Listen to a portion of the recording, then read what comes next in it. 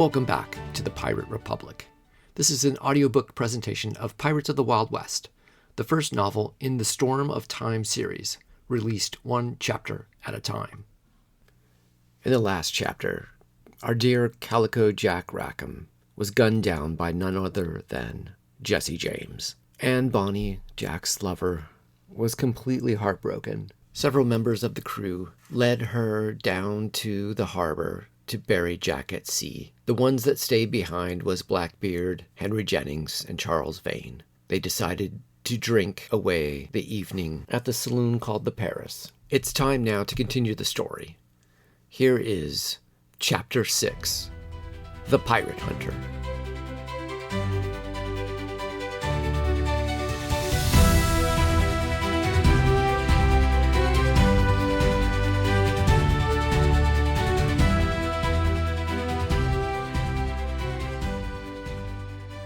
Chapter 6, The Pirate Hunter. Henry Jennings sat with his back against the wall on the far side of the near-empty saloon. The woman running the establishment had retired to a back room, and the music had long ago ended. None of the pretty waiter girls were left making rounds, and only the native bartender was left working, cleaning glasses and wiping down the bar tops. Jennings was either going to have to rent a room upstairs, find another inn, or sleep on the cold, damp streets like some petty vagrant. His first mate, Vane, had taken a plump wench into one of the rooms a short time ago, and Jennings was happy to be rid of him. The man was an ingrate. Jennings had allowed Vane to captain a ship or two in his fleet, but that had always ended in some sort of failure. The man was a blunt tool of violence, but without the intelligence or strategical mind necessary to be a genuine leader. If the odds tilted from his favor, he would be quick to abandon his post, his men, and his ship to escape harm. Jennings imagined that Vane, as a child, was torturing small animals to satisfy some sort of wanton bloodlust. He had thought he convinced Vane to sign the king's pardon prior to the pirate captain's meeting, but he had quickly learned that Vane had no intention of giving up piracy, even after inking his signature on the document. He had been heard publicly boasting about his disregard for the rules of the pardon. Jennings had been planning on cutting Vane loose at the first opportune moment, but now all his ploys were nullified by this nightmare that he found himself in. Jennings rubbed his tired eyes. How had this happened to him? He pondered. He was so close to closing out this stage of his life. The deal he made would have allowed him to comfortably return home with extensive finances and property, as well as the power and position worthy of his family name.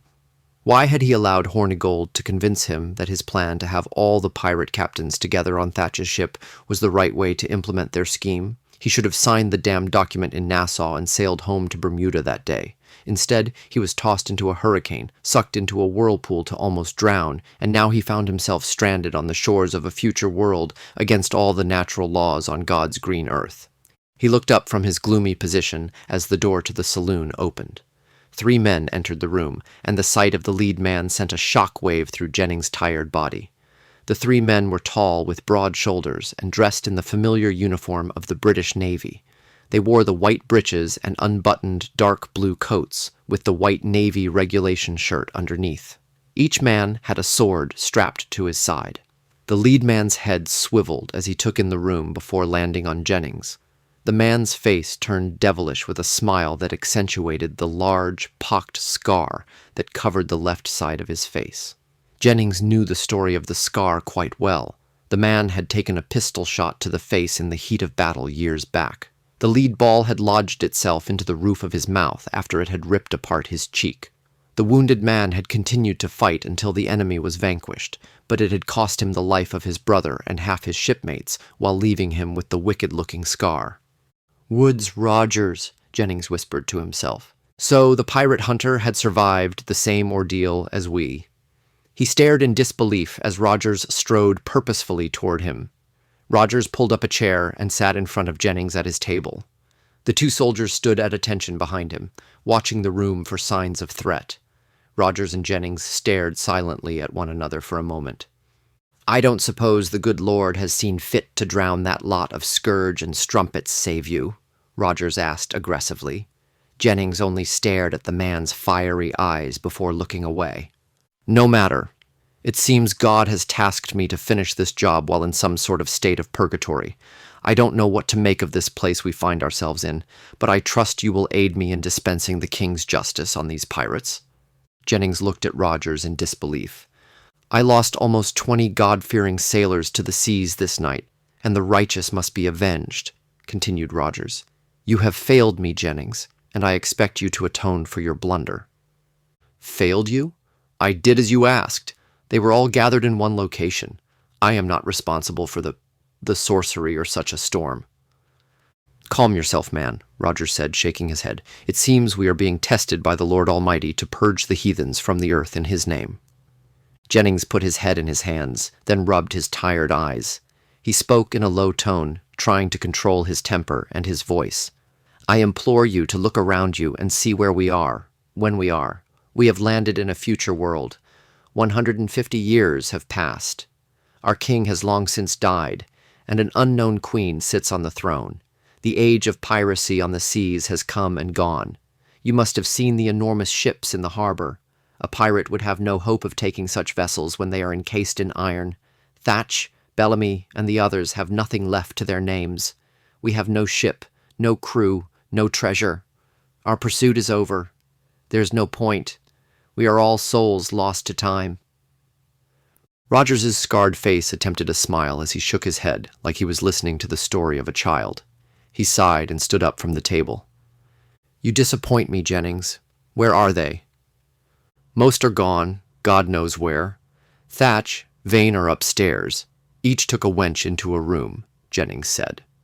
Rogers looked up at the upstairs hallway lined with doors, then noticed the 2 pistols Jennings had strapped to his chest. "I will relieve you of the flintlock so that we can make short work of this," Rogers said with his hand held out. Contented, Edward Thatch rose from the bed and picked up his breeches. He glanced at the bare legs of the pretty waitress girl he bedded that were partly exposed outside the sheet. She was quite fun and uninhibited, he mused. He might have to have another go at her before the morning, he thought, as he made his way to the piss-pot and relieved himself. There was a basin of water on the dresser, along with a sliver of soap for washing. He pulled on his breeches first, and then washed up his hands and face with the cool water. He glanced at his hairy reflection in the mirror. His eyes were bloodshot from no sleep and the night of heavy drinking. Sleep would be difficult even now, he mused. The short-term distraction of sex did little to ease his mind from the reality of being stranded in this unfamiliar time and place. At least things couldn't get much worse for you, Blackbeard, he thought to himself. Bam! The door to his room was kicked open, and 3 Royal Navy men entered violently with swords and pistols in hand. Luckily for Thatch, they were momentarily focused on the bare-breasted woman who rose suddenly with a frightened start from the bed he had just been lying in. Thatch quickly picked up the piss-pot and flung it at the 3 men, catching one in the chest and drenching all 3 men in his warm piss. Through the shouts of disgust and alarm, Thatch started to make a dash for his weapon stash near the bed, but one of the pistol-armed men pointed a flintlock at him and pulled the trigger. Blam! The loud blast sent the girl diving below the bed, and Thatch twisted away to avoid the shot, which went a hair wide, shattering the mirror on the dresser. He spotted the half-open window facing the street and made a run, then a dive at it, as another pistol was taking aim at him. Blam! Thatch crashed through the window and landed on the second-story overhang of the roof in a burst of wood splinters and glass. He rolled uncontrollably off the overhang, reaching out his hands for purchase on the edge, scraping and clawing, but his momentum was too powerful. All he was able to do was slow his descent enough to control his fall to the ground without breaking his legs. Thatch landed hard in the muddy street, rolling his body to cushion his fall. He glanced up at the window he had flung himself through to see a scarred-faced man staring down at him. The man was yelling, pointing at him, but Thatch's ears were ringing too loudly to comprehend what was being said. He was on all fours and mentally took inventory of any pain his body was receiving. Am I shot? Am I bleeding mortally from anywhere? He rose unsteadily to his feet. No bullet wound felt present on his body. His bare chest and back felt scraped and scratched, but otherwise intact. He swung his head left and right. There was no one around at this hour on the street. His mind finally caught up to the situation at hand. Without a weapon, he needed to escape. At least 3 men had burst into his room to kill him, and there could be more waiting somewhere outside. He started with a limping gait, but as his muscles loosened, he was able to run barefoot toward the shadows of the opposite corner and continue into the night before anyone was able to exit the Paris to give chase. From a room several doors down, Vane peered out the crack he'd opened in the door as 3 men in Royal Navy uniforms raced down the stairs. He had heard the shots and the window breaking and rushed to the door, pistol in hand. That room was the one that Thatch had retired to with a pretty waitress girl. If someone had come for him, then Vane could be next. He quietly closed the door and hastily dressed. "What is it, love? That gunfire?" The wench he had bedded asked as she also dressed. "Is there another way out of here?" She nodded her head yes, and Vane grabbed her hard by the arm. "Then show me," he hissed at her. Swords in hand, the 3 naval men hurried into the main hall. Colette stood, robed in the hallway, Colt .36 caliber pistol in hand. The bartender moved to her side, all the while pointing a shotgun at the men. Rogers paid them no mind and strode by Jennings, who was now standing. "You, with us," he commanded. Jennings reluctantly followed Rogers and his men from the saloon and into the street. It was empty and quiet, but for the soft, icy drizzle that fell, coating the scenery with a moist sheen that reflected in the lamplight. One of the soldiers smelled the sleeve of his coat and made a cringing face. Jennings looked the men up and down, noticing the rank odor of urine that emanated from them.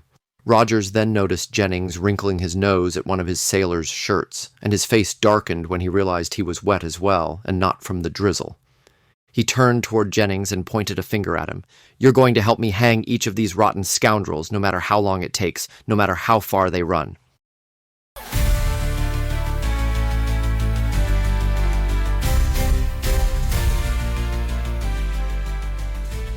The chase is on. It turns out that not just the pirates have made this trip through time and space, but the pirate hunter Woodes Rogers is also hot on their trail.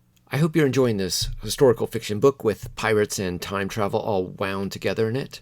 You can find the ebook and physical books at my website, briancantrell.com. You can also find the second book in this series, Pirates of World War II. And if you're a fan of pirates, you can check out thepiraterepublic.com. It's a weekly newsletter that I put out every Friday. All sorts of great pirate history, events, news, and happenings. You can also toss a few doubloons our way by joining our Patreon at Patreon, The Pirate Republic. We'll see you next week. Till then, fair winds and keep a weathered eye.